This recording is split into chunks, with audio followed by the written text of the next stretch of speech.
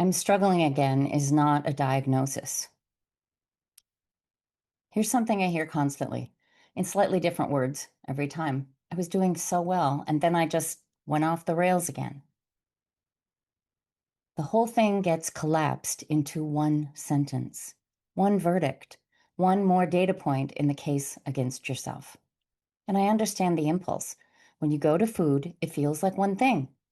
The behavior looks the same, whether it happened at a party, at midnight, on a random Tuesday afternoon, or in the middle of a moment you can't even explain. So we lump it all together and call it struggling. But here's what I've watched happen with people for years. Two food episodes can look completely identical on the surface and be coming from entirely different places underneath. And when you treat them as the same problem, you end up with the same generic solution, which is usually why it doesn't work. The same behavior, completely different origins. Okay, someone eats at a party when they're not even hungry. They weren't craving anything, they just kept eating. That's not appetite, that's almost certainly belonging. The deep biological pull to fit in, to not stand out, to be part of the group. Food is one of the oldest social bonding rituals. Your nervous system knows it. Someone else raids the kitchen at midnight after an upsetting phone call, alone, activated, every other resource asleep or unavailable. That's alarmed aloneness doing exactly what it's designed to do, driving you toward the fastest available source of regulation. Food has never once rejected anyone at midnight.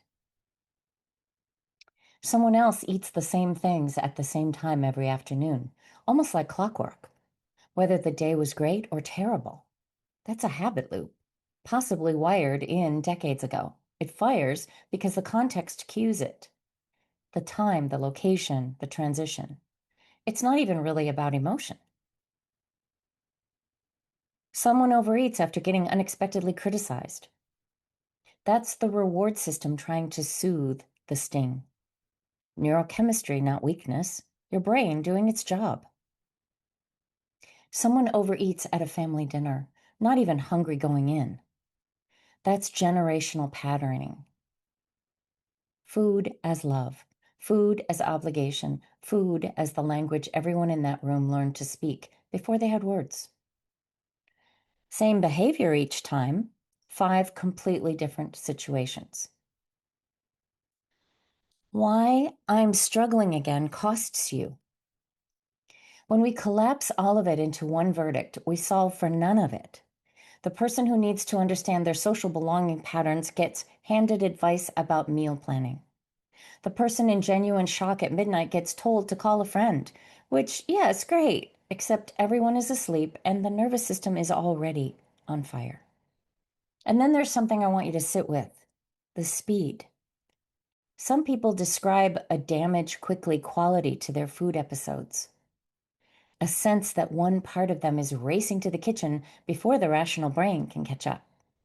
That speed is a clue, not a character flaw.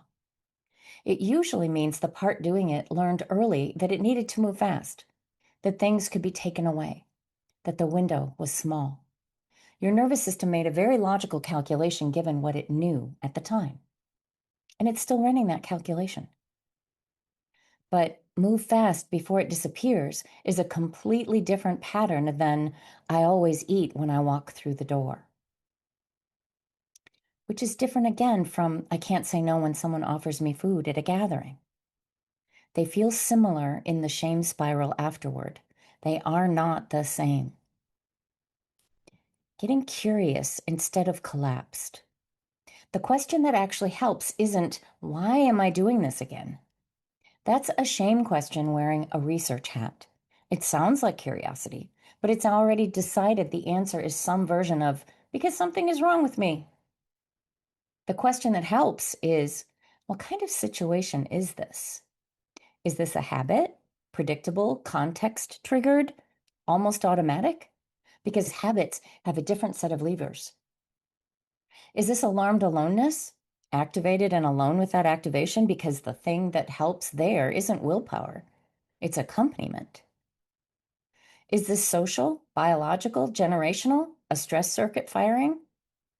There are, by my count, at least 32 distinct reasons we go to food, organized into 6 pattern families that show up across the people I work with. Most of us are running several simultaneously, and they don't all respond to the same thing. If you don't know which situation you're in, that's exactly what the quiz is for. The Real Reasons You Go to Food maps 17 patterns across 6 families, not to give you a new diagnosis to feel bad about, but to give you a starting point that's actually yours. Because turning down that noise on even one pattern makes the others a little quieter. You don't have to solve everything at once. You just have to stop treating every episode like it's the same episode. The link to the quiz is below. Go take it, and then come tell me what you found.